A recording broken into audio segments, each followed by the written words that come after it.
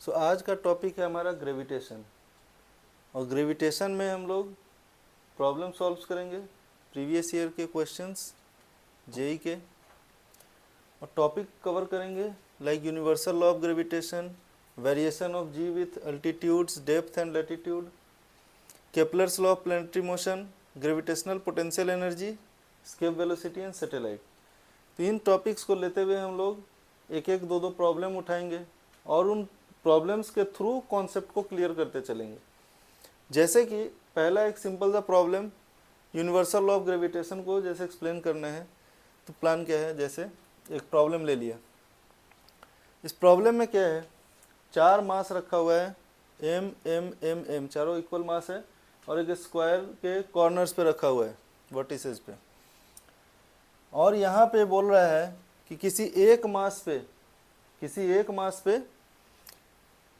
Rest of the masses के कारण जो अट्रैक्टिव फोर्स है, ग्रेविटेशनल फोर्स, उसकी वैल्यू दे रखी है, और इस वैल्यू के थ्रू बोल रहा है कि साइड्स का लेंथ बताइए, स्क्वायर के साइड्स का लेंथ बताइए।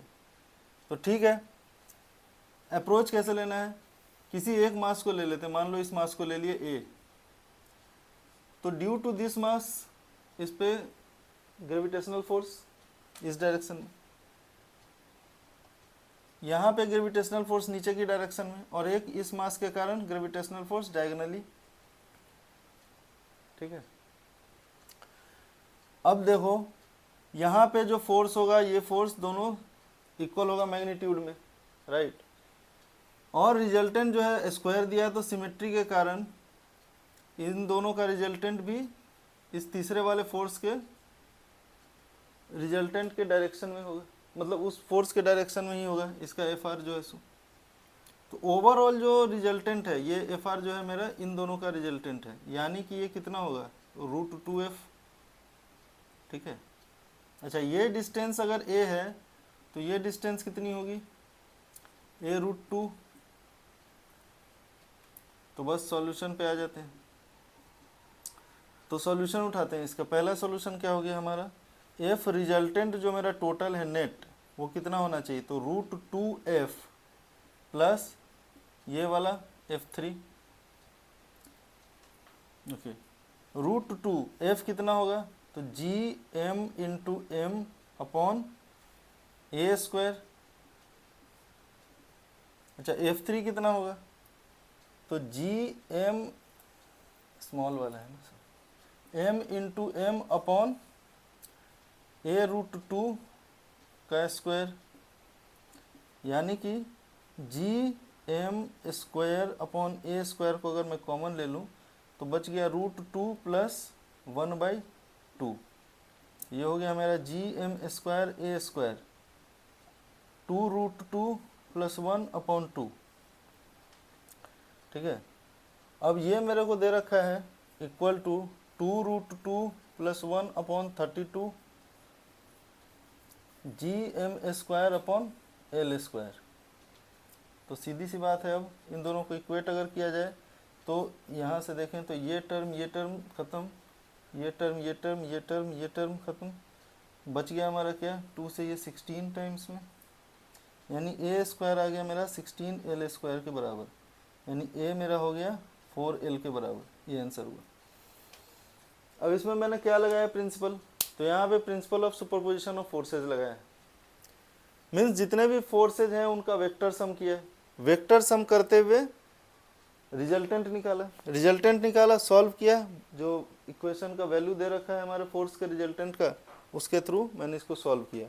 तो यहाँ पे हमने क्या लगाया है, यूनिवर्सल लॉ ऑफ ग्रेविटेशन, कि अगर दो मास m और m1 और m2 सेपरेटेड हैं r डिस्टेंस से, तो इनके बीच में जो फोर्स होती है वो होती है g into m1 into m2 upon R square. कहने का मतलब कि फोर्स जो होती है सो डिस्टेंस के स्क्वायर के इन्वर्सली प्रोपोर्शनल होती है। ठीक है, और मास के डायरेक्टली प्रोपोर्शनल होती है। क्लियर, तो ये बिल्कुल सिंपल सा प्रॉब्लम था, और सुपरपोजिशन प्रिंसिपल का यूज करते हुए इसको सॉल्व किया। इसी क्वेश्चन में एक और कुछ कर सकते हैं जो कि ऑलरेडी पूछा हुआ है। इस क्वेश्चन को मैं फ्रेम करता हूँ नए क्वेश्चन को। क्वेश्चन 2, सपोज यही स्क्वायर शेप पे है और ये इस बार जो मासेज हैं वो सर्कल्स पे हैं और ये इक्विडिस्टेंट है, यहाँ से भी सब के सब एक स्क्वायर टाइप का कॉर्नर्स का शेप फॉर्म कर रहे हैं। अच्छा, मान लो m दिया हुआ है मेरे को 1 किलोग्राम और इस सर्कल की रेडियस दे रखी है 1 मीटर, मतलब m दे रखा है 1 किलोग्राम, रेडियस दे रखा है 1 मीटर। अच्छा, सारे मास 1 किलोग्राम के हैं, रेडियस 1 मीटर के हैं। अब बोलता है कि रिक्वायरमेंट क्या है क्वेश्चन की। इस क्वेश्चन की रिक्वायरमेंट है कि ये अपने ग्रेविटेशनल फोर्स के कारण, मतलब अट्रैक्शन के कारण इस सरकमफ्रेंस पे मूव करने लगते हैं। तो मूव करने लगते हैं तो हमको इनका स्पीड निकालना है कि ये जो मूव कर रहे होंगे तो इनकी स्पीड क्या होगी। पहली बात कि मूव क्यों करेंगे, तो मूव करने के लिए, सर्कुलर पाथ पे मूव करने के लिए हमें रिक्वायरमेंट है सेंट्रीपिटल फोर्स की। तो कोई सेंट्रीपिटल फोर्स मिल जाए सेंटर की टुवर्ड्स, यानी कि वो मूव करने लगेगा। तो देखा जाए सेम वही चीज़, किसी एक कॉर्नर पे पकड़ते हैं फोर्स को। तो मान लीजिए एक फोर्स इधर लग रहा है, एक फोर्स इधर लग रहा है और इन दोनों का रिजल्टेंट जो है सो डायगोनली,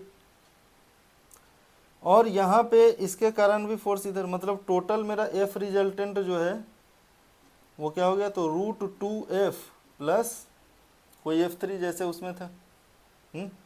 अच्छा, इसकी डायमीटर कितनी है, रेडियस अगर है इतना तो डायमीटर हो गया 2 मीटर।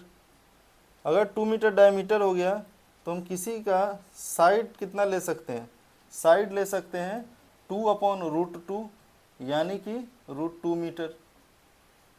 ठीक है, √2 मीटर साइड हो गया। चलो आगे बढ़ते हैं। तो फिर F resultant is equal to √2 into GMM/A² plus GMM ये वाला पार्ट तो अपने को पता ही है D²। ठीक है, यानी कि √2 इंटू GM² मेरे को दे रखा है, यानी कि हो गया 2 प्लस GM² D दे रखा है अपने को 2।